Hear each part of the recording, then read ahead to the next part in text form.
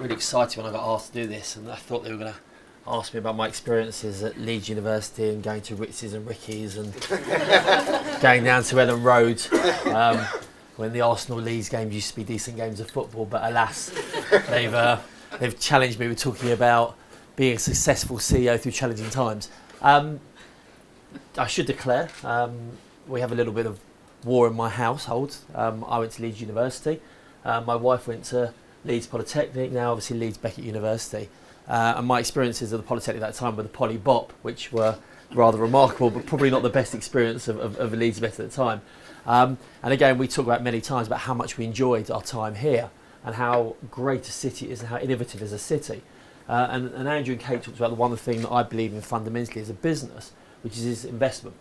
And there's investment in twofold. It's the biggest challenge, and I like the idea about talking about business plan and idea and selling it. But the thing for us is that idea often isn't formalised, and it's often a punt, and it's often a challenge to say to people, look, we believe it's going to happen, and you have to have people who are willing to, one, put the money in, and two, put the time in, and three, other people actually can drive that belief through and actually make it happen. And hopefully some of the things tonight we'll talk about what we as a business, Everyman, have tried to do and tried to do within the community here, and how the fundamental thing for us isn't expansion, which obviously important, but it's expanding in a way that when we go into a city or a town, that we are a fundamental part of that community. And those challenges that we set ourselves aren't easy. But again, when you look back after 18 months after opening up a site, is how much of an influence you have in the city, how much do people enjoy having you there, and actually whether or not if you left, whether people would miss you. And those are the barometers of how we judge ourselves. So there may be, surprisingly, a little bit of a film theme going through this. So again, one of the things that one of those stories I love, and I'm going to come back to this in a minute, but there's a wonderful story, and again, I always think it's a great analysis for business. It's about two campers in a wood, and they've slept overnight, and they wake up in the morning, and they come out their tent, and there's a bear 50 foot away in the clearing, and the bear starts walking towards them, and the first camper dives into his rucksack, takes out a pair of trainers, and starts putting the pair of trainers on, and the second camper goes, "What are you doing that for? You're not going to outrun the bear." And the first camper goes, "I don't have to outrun the bear, I just have to outrun you." and that often is business. Actually, you know what, the challenge isn't often trying to be the highest or the fastest or the greatest. It's about being better than the nearest competition or those people around you. But also it's understanding what you need to achieve it and actually formulating the plan. By the way, bear got them both dead. It was an awful ending. But again, that challenge of a business is really important.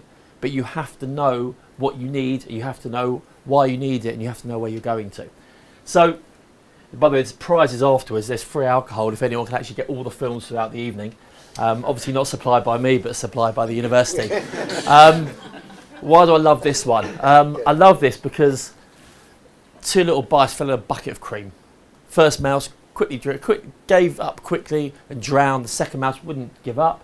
He struggled so hard, eventually he churned that cream into butter and he crawled out. And that for me is what being a CEO is. Unfortunately it's on camera, but it's about being in places that you don't want to be. And I think it's the one thing that all CEOs, business leaders, entrepreneurs have in common is that they fight. And they fight for everything they're worth to try and make their business a success, to find a way out of a problem, to find their way of solving a problem, and to not be too concerned where they find themselves. I will talk about later that a few do drown, and that's life, unfortunately. You know, however hard you struggle, you know what, sometimes it doesn't work out. And I think the difference, it's an interesting thing, we talk to a lot of guys in the States, but in the States, you know, it's a badge of honour if you've been involved in a business that you've launched and it's been a failure, it's actually a badge of honour. And I think it's a real sadness that in this country still, there is seen, the first thing they ask you is business failures, bankruptcies and administrations. By the way, I have none of those, but it's just, but for me, I think it's a real shame because again, there's that attitude in Britain, if you have one failure, that makes you a failure. And I think the reality is that the failures as an individual or failures in business actually teach you more. I came through, I was at Leeds University, I studied economic and social history, going for golden neighbours. I think those are the three things in my specialist subjects.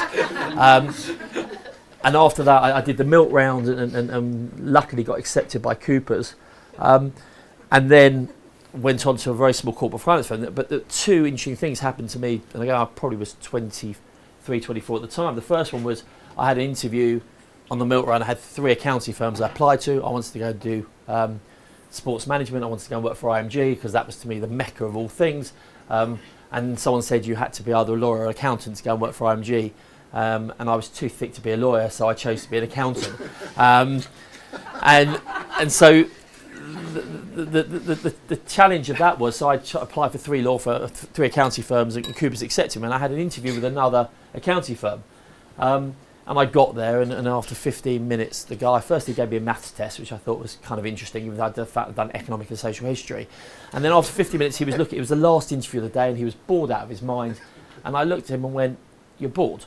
I said, "I'm not interested in you, and this isn't very worthwhile for me, and it doesn't seem very worthwhile for you. And actually, you know what? Let's just shake hands. It's been lovely to meet you. You can go back to London, and I can go back to carry on drinking." And that was it. At the end of the interview, I never got the job, surprisingly, but I'd already had a place at Coopers. But the firm actually happened to be Pricewaterhouse, and the partner who interviewed me, I never forgot the fact that to me, it was the most disrespectful way to be as a firm. And I think there's a great quote from a film called Working Girl, which is today's junior prick is tomorrow's senior's partner. And again, that fundamental issue, you learn on the way up that actually you've got to be so careful as a business that every single thing you do, every single day of the week, with whomever you come into contact with, is you as a business. And it's getting your staff to understand, for us, we employ 400 people, that every person you meet is important. And every person you interact with is important.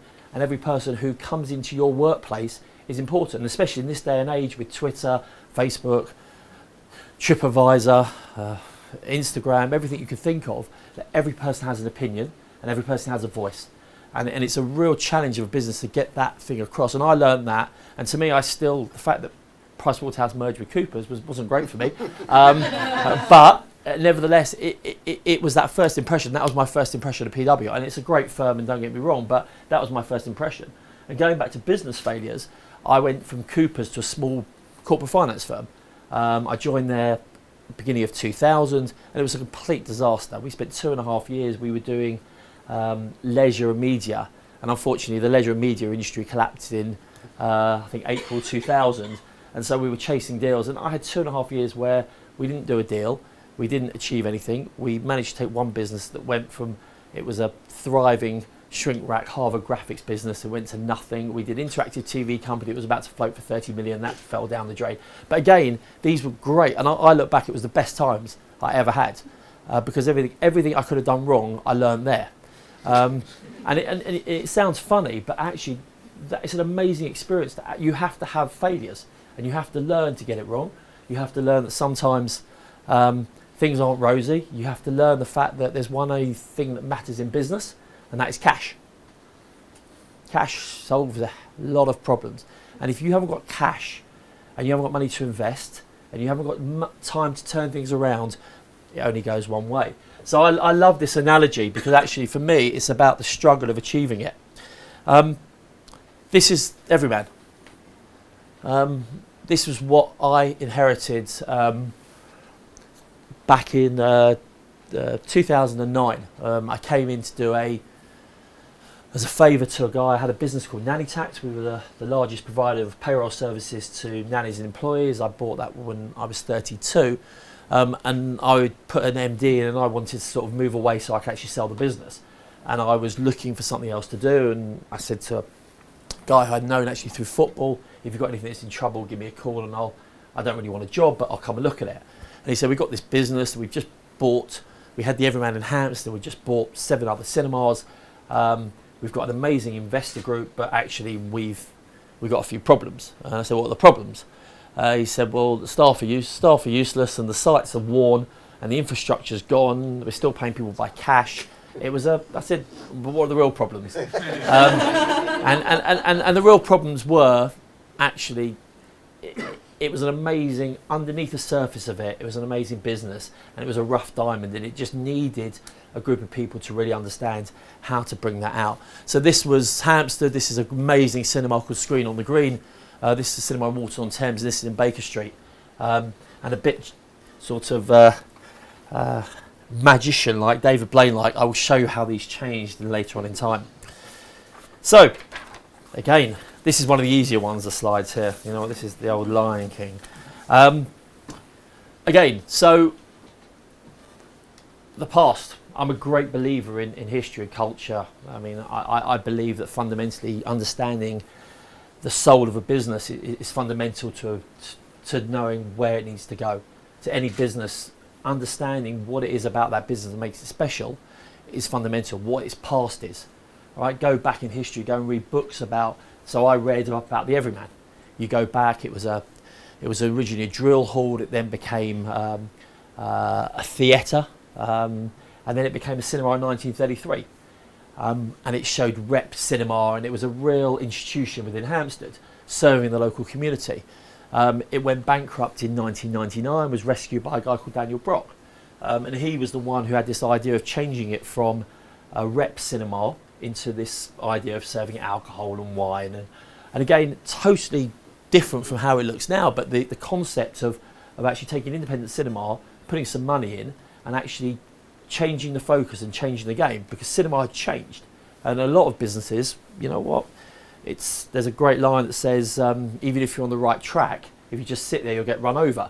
And in an independent cinema in the 70s and 80s, I mean, you go back in history, there was 1.3 billion when people went to the cinema in 1933. You know what, by 1985 that was down to about 80 odd million or 85 million. So you've had this huge decline in cinema. The reality was, it was something everyone did. It declined, and why? Because independent cinema stopped investing. Films got worse. People stopped investing, and they became flea pits. And then in 1985, Milton Keynes, this wonderful cinema popped up called The Point, and it was the first multiplex, followed by more and more and more. And I'm fortunate enough to remember. I mean, I went to the Hyde Park Picture House as a student, but we were the first. I think the showcase in the M62 was opened in 1992, if I'm correct. And I remember going out there. We were cool because we had cars, so we used to go on a Friday night, late night. We used to go to the showcase, and it was amazing. It was absolutely amazing. It was clean, and it was engaging, and it was nothing like. I mean, we used to drive out to Wickham, to the Wickham 6. So there was this whole growth of multiplexes. And independent cinema just sat there. Oh yeah, we're fine, don't worry about it. People will still come. I grew up in a little town called Edgware in northwest London, and the reality is we had a great cinema. It was an old Ritzy, which was 2,500 seats. By 1985 it had gone down to 3 screens, then it became 5 screens, and then it became Bollywood, and then it closed to become a gym. And the story of it is the same as pretty much most local theatres or local cinemas. And what was interesting was the fact is that they didn't invest. And they didn't embrace the changes that were going on. And whilst multiplexes were clean, new and out of town, you know what, these inner city theatres just disappeared gradually. So understanding that, and understanding that people have a great affinity for their high street, we sort of took the view of actually how can we begin to engage with people to come back to our sites.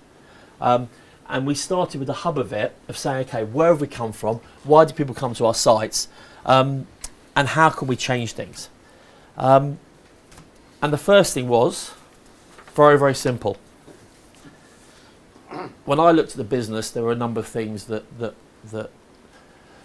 were needed to be done. The first one is you got to sell. You can have the greatest products, you can have the greatest sites, you can have the best alcohol, you can have the best food. And when I went into the business, they used to say, it's wonderful, our spend per heads at this, and our admissions are this, and our ticket price are this, and this is what. So, what are our missions? And that's the key for me in any business when I go into is what is the single most important thing in the business that drives the business. And for us, strip everything away, strip out the advertising, strip out the concession sales, strip out the ticket price, strip out the film, strip out the technology, strip out the vouchers, everything else. The only thing that matters is emissions. And so that was the first thing. Okay, one fundamental. Okay, film emissions. How do we get film emissions? The other side of it is, what value do we need to achieve in order to make those emissions such that we can actually make some money? And we took the view, and I'm a great believer, and I think every business I've got involved in, is that we've never discounted. Why? Because actually for our product, we believe that we offer a great value at this price point. And again, the challenge of any business is to work out where you are in the chain. And I think that the real challenges at the moment aren't the businesses at the lower end. So you look at the supermarket battle at the moment, those at the lower end, the Aldis and the Morrisons are actually, or the Lidls, are doing incredibly well at their price point. And actually again, at the higher price points, again, I think you're still seeing M&S do quite well in terms of what they're doing. But I think the challenge is those businesses at the moment are getting squeezed in the middle. They don't know whether or not they're a discounter or whether they're a premium product. And I'm a massive believer, we've just done a cinema in Selfridges, when people go and they believe they're getting value and they believe they're getting service and they believe they're getting value for money, they will pay for it. And actually for us, that was the first thing first, was we stopped discounting. We offer a day rate, but in terms of trying to say actually a film's worth this on a Tuesday and this on a Wednesday and this on a Monday, we didn't do Orange Wednesdays, which at the time was very controversial. And for me, why not? We did the maths. It didn't work for us. We could do it, the customer would come, we'd get a big peak on a Wednesday night, but we'd be quiet on a Monday night, be quiet on a Tuesday night, but peak on a Wednesday, with everyone paying half the price.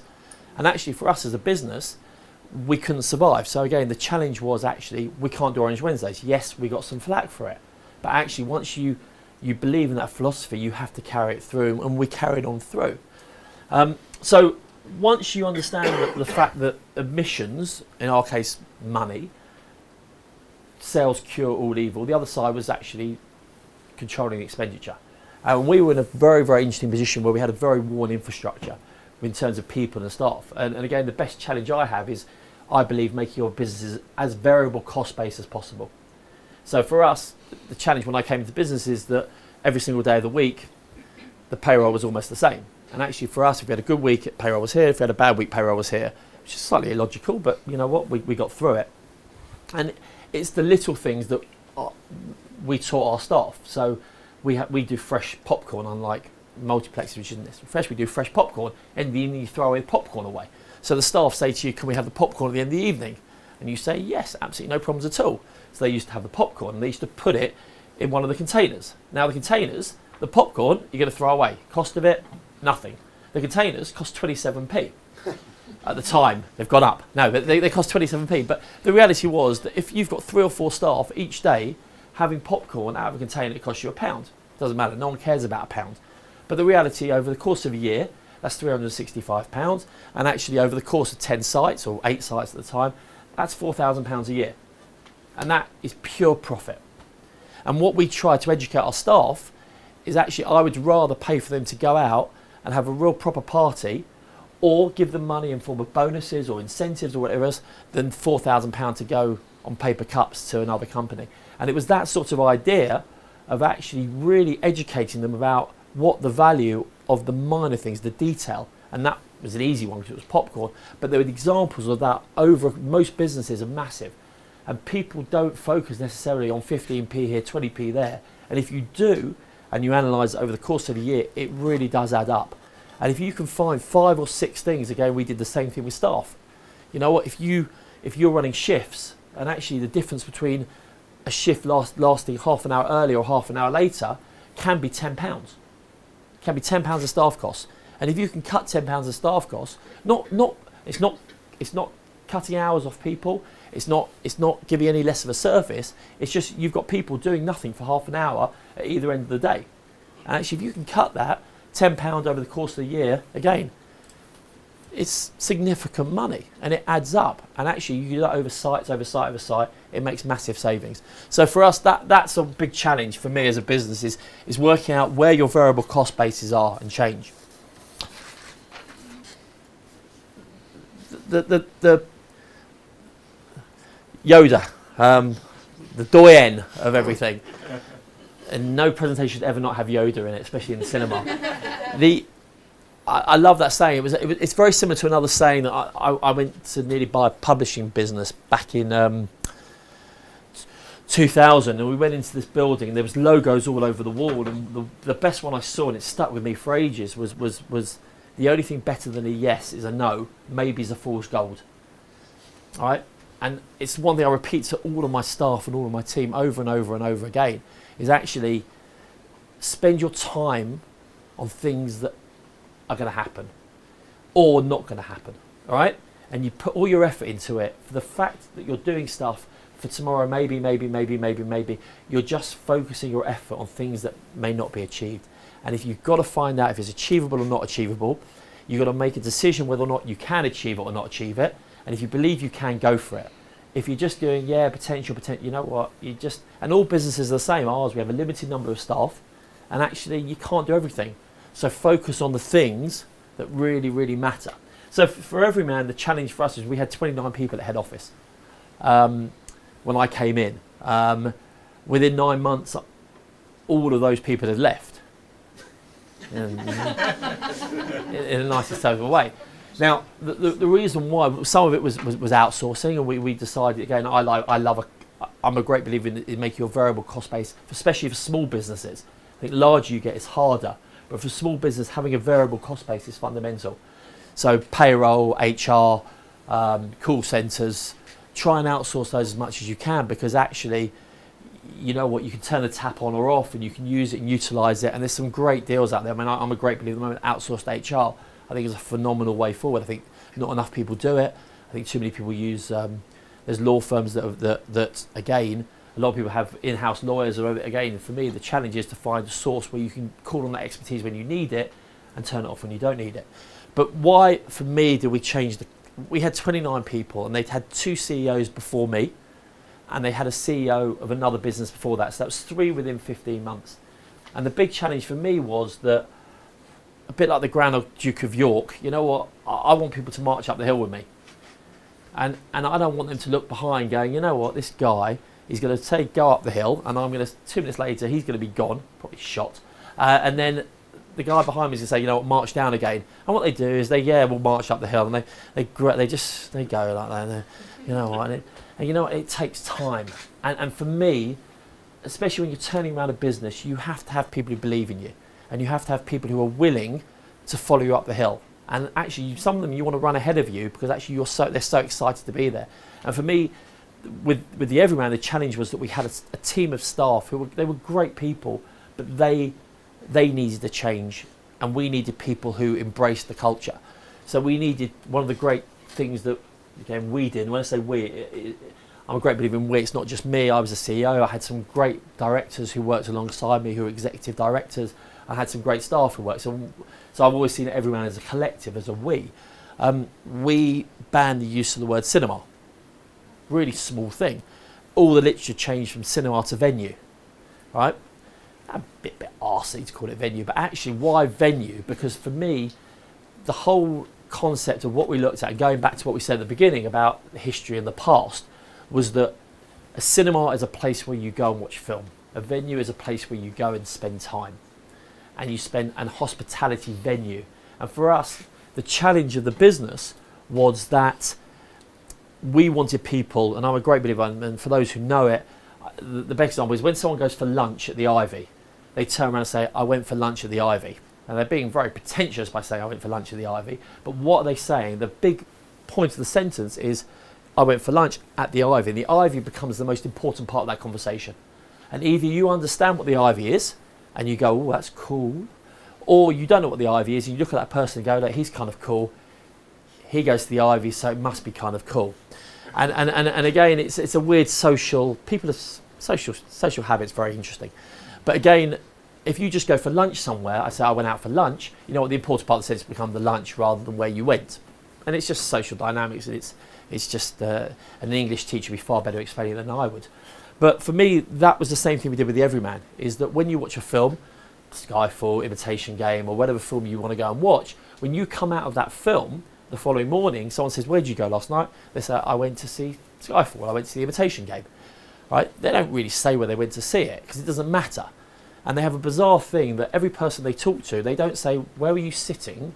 Which angle did you have? Were you in the front row? Were you in the back row? What was the screen like? How big was the screen? They don't.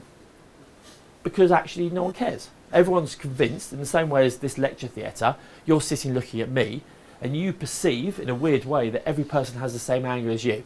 And I look as good from the left as I do from the right. or on the converse, that is bad from the left as I am from the right. But again, that's just human nature. And so for us, the Everyman was about saying, actually, we wanted people to come on a Saturday or Sunday morning and go, I went to the Everyman and I saw the Imitation Game.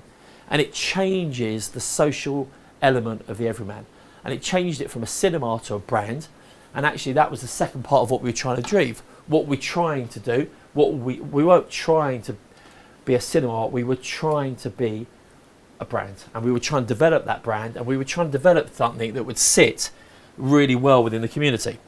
And I go back to it. Again, for me, everything, and again, what Andrew said earlier, what Kate said, it's all about staff. And again, that challenge of, and I'm a great believer in again, personal relationships. I wouldn't ask my staff to do anything that I wouldn't do. And I, again, the key for this business was, we had an office in Holborn, which was over 5 stories, over 5 floors, impossible to communicate. We changed to an open plan office, much smaller, accounts department next to marketing, complaints next to marketing, me next to everybody else. You know, and this feeling of a team and everyone moving forward in the right direction at head office was fundamental. But you can't just have head office, because actually the real activity is at venue level. So for us, and for me, it was about trying to identify people who we wanted to work with in our sites. And again, we changed a lot of the venue managers. Why? Because again, we wanted people, a lot of the staff we employ are young, a lot of them are out of university, a lot of them are incredibly talented. And I have a great thing where I say to people, hi, what's your thing? What's your thing? And anyone who's an accountant or a lawyer or a professional go, what's the thing? What's the thing? Right? And then we're going to look, you're mad.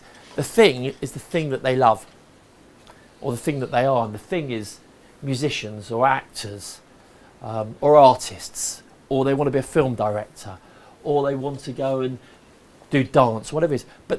And you know what? There's not many of those jobs out there all the time, and a lot of those come to work for us. And I find they are the most engaging, interesting. They're also nutcases, a lot of them. But I love that. And again, we used to have a game we played. We did it here in Leeds City Centre. I used to go to our managers, and we used to go to a lot of the bars and clubs, obviously all for research. And we used to go, we used to say, okay, would you employ him? Would you employ her? Why? And it's a fascinating insight to actually, you don't need to meet them for 20 minutes. You just need to go snapshot. Why? And for me, it's always been about it's not about race or size or religion or colour or sex. It's all about someone you meet and go, you know what, I'll remember them. And for me, it's always been about our staff. I want, as a customer, you go meet one of my staff and I want you to remember them. And I challenge myself for the same thing, that if I can't remember a member of staff's name the second time I meet them, you know what, they shouldn't be working for me. Because if I can't remember their name, it means that they're forgettable. And that is a sad thing to say, but you don't forget someone's name who you remember, right? And I'm not saying it's the old dynamic of girlfriend, boyfriend, all that stuff, but you know, when you meet someone who you remember, you know what, you remember the face, and you normally remember a name. And it's the challenge, and I think if you meet my staff, they are all interesting, they are all engaging, they all have personalities. And they're all very different, but that challenge is one we set ourselves. And there's lots of, I mean, we had some fascinating things. We had the London riots, which was 2011 now, which seems a long time ago, unfortunately, already. And we had sites in the firing line, Islington, Belsize, Hampstead, Baker Street, and it was all going on around it. And I'd been away for the weekend, and I came back, and I refused to let my staff shut the venues. I didn't believe it was the right thing to do, to give in to what I would call a mob of people who wanted to shut down business. I also wanted, there was revenue attached to it as well, but I'm joking. But the important thing was, so I went, and I live slightly out of London, and I drove in. We were forced by the police to shut Hampstead and Belsize Park, And so I went to screen on the green in Islington with the staff, and I sat there, and we got there, and there was a screening in there, and I said, okay, I will stay if you want to stay. And they said, look, we do want to go home. And at that point then you say, fine, we'll go home. So again, you can't expect your staff to be uncomfortable, but you can't put your staff in a position where they would do anything where you put them in danger or you wouldn't be prepared to do. And actually for me, I have no problem serving or going to work or clearing up or doing everything. I think that's really important for your staff to see that you care about them, you care about the business, and you care, actually there's nothing beneath you that you wouldn't do. And I think that I'm a great believer in it. We also do, one of the things that I've learned, we used to throw staff parties, we still do, a screen on the green, which normally start 11 o'clock, finish about 5 o'clock in the morning.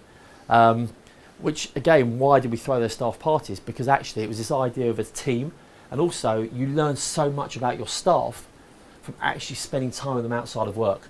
And again, I'm not talking about being their best friend, I'm not talking about going out in unsociable hours or doing anything, but again, getting to understand them as people, and also getting to understand them outside of a work context, and actually understanding the people with a bit more personality.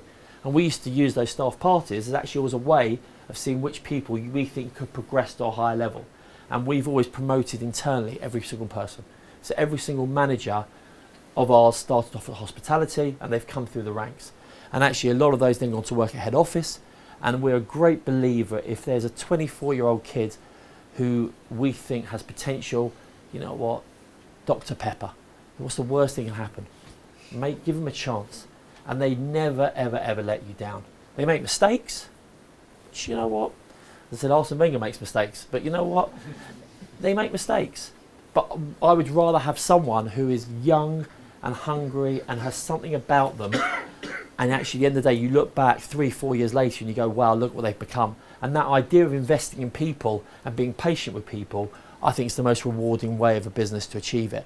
And actually the other side, there's no guarantees that when you employ someone from outside it actually has a difference. So we do work experience, I love doing kids work experience, 17-year-old kids come into us, come into head office, come and work. You know what, it's a great thing to do. And it's incredibly valuable for a business to do it. So those personal relationships are very, very important. I'm conscious of time. I'll go a little bit quicker. The other side of what I think, again, for me, there was a great line, again, Steve Jobs' autobiography, something he basically said that the role of a business is to never, ever let your customer tell you what you can or can't achieve. And he basically uses the example that said if Henry Ford had asked for customer research, they would have wanted faster horses. All right, great line. It's a great example of the fact is that you have to, especially in this day and age, you have to listen to your customers. You have to want your customers to be engaged in your business. You have to let them have a voice. You have to listen to them. You have to answer them. You have to care what they say. Fundamentally important. But when it comes to you as a business, you have to tell them what they want, and you have to believe that's what they will buy, and you have to drive them to actually, in our case, come to our venues. And that was the biggest challenge that we had, whether it's opening up Leeds, which we invested, I think about £5 million in Leeds, in the site. You know what, you open up a cinema, there's no guarantee that someone's going to come. So what have you got to sell? You've got to believe that they want to come. And that challenge is absolutely fascinating. So for us, the biggest difference that we've done from anyone else in the industry, I look back and I'll show you the picture in a minute, I think it's actually here, is this is the sites now. So that's Hampstead, Islington, Baker Street, Walton. And this is the most interesting one, which is Islington. So I'll go back to the previous slide. Sorry. Go back to the previous slide. That was Islington, top right hand corner. This was it now. 300 seats. And we took 300 seats and turned it into 125 seats, which is totally insane from a cinema perspective. No one had ever done it before. And it wasn't just me, it was my partners, and we sat there and we believed that in terms of concessions, food and beverage, in terms of ticket pricing, but in terms of customer experience, we believe that if we put 125 seats in, we would do more admissions than we would do with 300 seats. Because again, similar to a restaurant, we took the view that if you've got a restaurant with 100 people, 100 capacity, and you've got 20 people in there, or 50, so 10 people in there, it's empty. Everyone walks past, goes, nah, looks awful. If you've got 50 capacity, you know what? Oh, you know what? It looks really quiet in there. Let's go to the next place. The next place got 20 seats, and 10 people are in there. You go, you know what? That looks like a great place to spend an evening. And it's perceptions. And the reality for the cinema industry is interesting, because cinema industry occupancies, as anyone will know, a lot of the times they run at 5%, not ours, but the industry as a whole. I think over the course of a year, the multiplexes run at about 16, 17%. So actually you've got 80% capacity in your cinemas. So we did a fascinating challenge, again, me being a boring accountant. We actually took every single day of the year, every single session that we had, am I singing? Every single day of the year, every session, and we worked out how many admissions we would lose if all the people between 125 seats and 300 seats. What actually turned out is we increased admissions by 40%. Turnover doubled. And again, we did the same thing in Hampstead, Islington, and Walton-on-Thames. Walton-on-Thames, again, similar. We've done it in 3 sites. Again, but it's having that belief, and these sites now are absolutely phenomenal sites to go and visit. But we did it to 2 things. One, a belief that what we were doing was the right thing to do. And we believe that for those people who couldn't get in for the 6 o'clock on a Saturday night, they would come at 8:30. They couldn't get in at the 8:30, they come on a Sunday. If they couldn't come on a Sunday, they come on a Monday. And we believe that people wanted to come to the Everyman. And that was their decision. And whatever we were showing, they would want to come here because it was the best place to go to see a film. So these were incredibly, it's incredibly exciting to see something like happen. And actually, they sit amazingly well in the community. But again, that doesn't come from the customer. It comes from you as a business believing that that's what you need to do to achieve growth. And again, for me, the thing I'm most proud of, actually, on a like-for-like basis, we increased 2009. We increased turnover from about 5 million to in excess of 8 million, with the same sites, in a period that theoretically we were in the middle of one of the worst recessions that there has been in modern times. And again, we did that through staff and through investing in our sites, in our people, in our infrastructure. We were lucky as well in the fact that the digital revolution came along, and it allowed us to do things with partners that we'd never done in the past. So for those who know the cinema, there's lots of different digital providers. We went with Sony. And Sony said to me, look, Sony Digital, a projector, no one would care about it. They care about it, but no one else cares about it. And they're a fantastic partner. But why do we choose Sony? Because actually for us, the brand partnership is the value. And they had a wonderful trailer that they had, which extolled the virtues of Sony digital projection and bright lights and colours, and they had Premiership highlights. And the Premiership highlights they had were Spurs highlights. And it was Jermaine Defoe scoring goals, and there were about 3 or 4 different clips. So I said to them, look, love it, fine, but you've got to have Arsenal ones. And they look at me like, you're mad. And I went, yes. I said, but you've got to have principles when you're running a business. And I said, every time I go into my site, to have to sit and watch a trailer and watch Spurs goals would just upset me. So I said, fine, we can have that trailer, but we need to take out the Spurs highlights, you need to put Arsenal ones in. So they went away going, he's completely bonkers. And I'm like, yeah, I know. And they said, actually, we've come back, we've spoken to the rights people, it would cost X amount of money to replace it. And we're not going to pay to have those highlights replaced. I said, so fine. I said, good. They said, so you'll show the trailer? I went, no, we'll just do a new trailer. And they said, why? I said, because there's Spurs goals and you're not going to change the highlight, we'll do it. But we wanted to do something, again, about brand. So we persuaded them to do a trailer with them, and we did this. And I will. If I could be anywhere, I'd be on the open road with her, causing trouble. As close to the action as I could possibly be.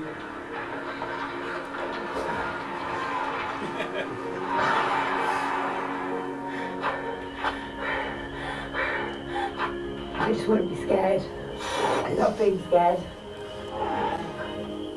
Lady Margaret was always happy in the glorious gardens of her manor. No.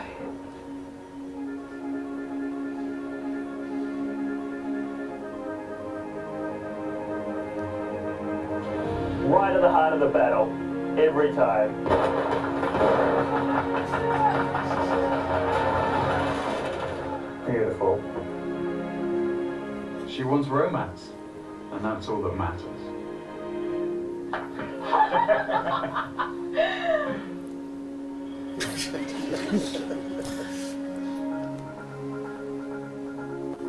And that's where the Sony came in. And for us, the challenge was, again, it was all about brand, and it was all about the fact we wanted to be different, and we wanted to do something where people go, look, whatever the genre of film, anyone can do it. It's not about film, it's all about the sofa. And actually for us, that excitement of getting a partner like Sony and being alongside Everyman, and we did it on a shoestring budget, none of the actors were paid. We paid the horse, but none of the actors, was about actually saying, look, we want to do something different, and we want to be a brand that people really love and respect. And again, to wrap up, again, sometimes you lose. And I think, I go back to what I said right at the beginning, you know, it doesn't matter. You know what, plenty of times, I mean, I remember being at Nanny Tax when I changed from a phone-based system. We used to have an answer phone-based system. I moved to a call waiting system.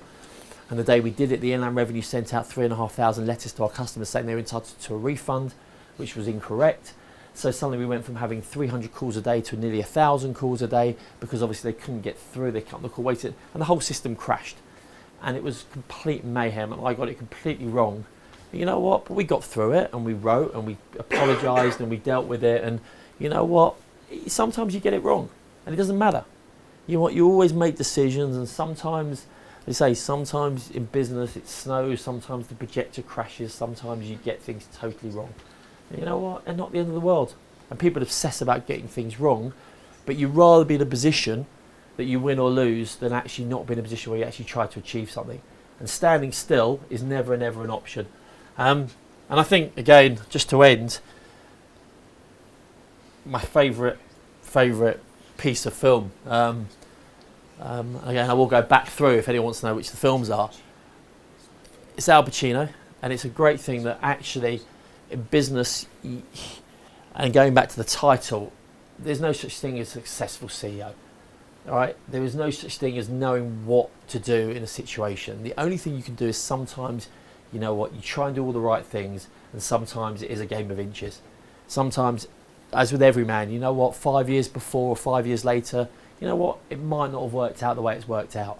But actually we were at a time when I think the multiplex offering has become, in the same way as the independent offerings it's become worn. I think that people want to go back to their high street. I think you look at Trinity now here, and Trinity is a great example of the fact that people want to spend time in their city centre. They don't want to drive out of town. We were at a time of digital revolution. So we could do stuff in spaces we could never do stuff before, like Selfridges, for example. You used to have to build a big projector room. So again, it allowed our operating costs to decrease because we didn't have to have so many projection staff. It meant that we could have films under and over. So you know what? There's lots of things that happened that aligned, that allowed us to roll out what we believe is a great brand. But you know what? There's a lot of people out there who are great CEOs. You know what? Sometimes you're just a little bit too early or too late. And actually, I go back to something, you can work your arse off, but actually a bit of luck is always a fundamental thing. Thank you very much.